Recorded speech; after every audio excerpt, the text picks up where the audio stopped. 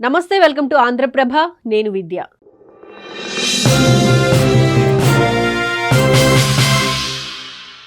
పాకిస్తాన్లో కరువు మొదలు. సింధు జలాల నిలిపివేతతో విలవిల.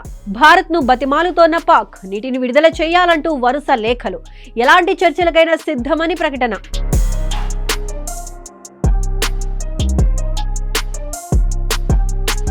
పాకిస్తాన్ కరువు కోరల్లో చిక్కుకుని విలవిల్లాడుతోంది. సింధు జలాల నిలిపివేతతో తీవ్ర నీటి ఎద్దడిని ఎదుర్కొంటోంది.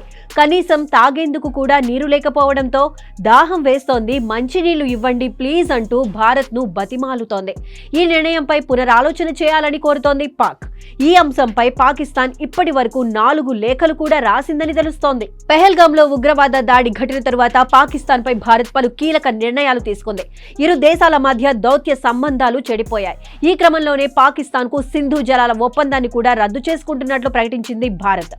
ఈ కారణంగా పాక్ తీవ్ర కరువు కాటకాల్లో చిక్కుకుపోయింది. ఇప్పటికే పంజాబ్ ప్రావిన్స్ లో కనీసం తాగేందుకు కూడా నీళ్లు లేక అక్కడి ప్రజలు తీవ్ర ఇబ్బందులు పడుతున్నారు. సింధు జలాల ఒప్పందాన్ని భారత్ రద్దు చేయగానే మా నీళ్లు ఎవరూ ఆపలేరని ప్రగల్భాలు పలికింది పాక్. కానీ ఇప్పుడు భారత్ను వేడుకుంటూ వరుసగా లేఖలు రాస్తోంది. ఈ నేపథ్యంలోనే పాక్ జలవనరుల శాఖ సెక్రటరీ సయ్యద్ అలీ ముర్తాజా నుంచి కేంద్ర జలశక్తి శాఖ, విదేశాంగ శాఖకు ఇప్పటి వరకు మొత్తం 4 లెటర్లు అందాయని కేంద్ర ప్రభుత్వ వర్గాలు చెబుతున్నాయి. సింధు నదీ జలాల ఒప్పందం రద్దు అంతర్జాతీయ నిబంధనలకు విరుద్ధమంటున్న పాకిస్తాన్ నీటిని నిలిపివేస్తే తమ దేశంలో తీవ్ర కరువు ఏర్పడుతుందని లేఖలో ఆందోళన వ్యక్తం చేసినట్లు తెలుస్తోంది.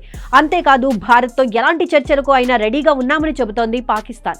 ఈ నేపథ్యంలో చర్చలకు అవకాశం కల్పించాలని విజ్ఞప్తి చేస్తోంది. ఈ సున్నితమైన అంశాన్ని పునః పరిశీలించాలని పాక్ విన్నవించుకుంటోంది. అయితే పాక్ ఎన్ని లెటర్లు రాసినప్పటికీ భారత ప్రభుత్వం స్పందించడం లేదని తెలుస్తోంది. రక్తం, నీరు కలిసి ఒకే చోట ప్రవహించలేవని భారత ప్రధాని మోదీ ఇప్పటికే తేల్చి చెప్పేశారు. ఉగ్రవాదాన్ని సమూలంగా రూపుమాపేంత వరకు భారత్ తన వైఖరిలో ఎలాంటి మార్పు ఉండదని స్పష్టం చేసింది. మరోవైపు సింధు నదీ వ్యవస్థలో కీలకమైన బియాస్ నది నుంచి గంగా, యమునా నదులకు నీటిని మళ్లించే గంగా కెనాల్ పనులను కూడా యుద్ధ ప్రాతిపదికన చేపట్టాలని భారత్ నిర్ణయించింది. సింధు జలాల ఒప్పందం నుంచి తప్పుకోవడంతో పాటు ఆ వ్యవస్థలోని 6 నదుల నీటిని కట్టడి చేయనుంది. దీంతో పాకిస్తాన్లో తీవ్ర నీటి కొరత ఏర్పడుతోంది. ఈ కారణంతోనే భారత్తో కాళ్లబేరానికి వచ్చిన పాక్ నీటి విషయంలో మరోసారి ఆలోచన చేయాలంటూ విన్నపాలు చేస్తోంది. అయితే ఆపరేషన్ సింధూర్ను ఆపివేసినప్పటికీ ఇప్పటికైనా పాక్ ఆక్రమిత కాశ్మీర్ను భారత్లో విలీనం చేసుకోవాలంటూ దేశవ్యాప్తంగా పలు డిమాండ్లు వినిపిస్తున్నాయి.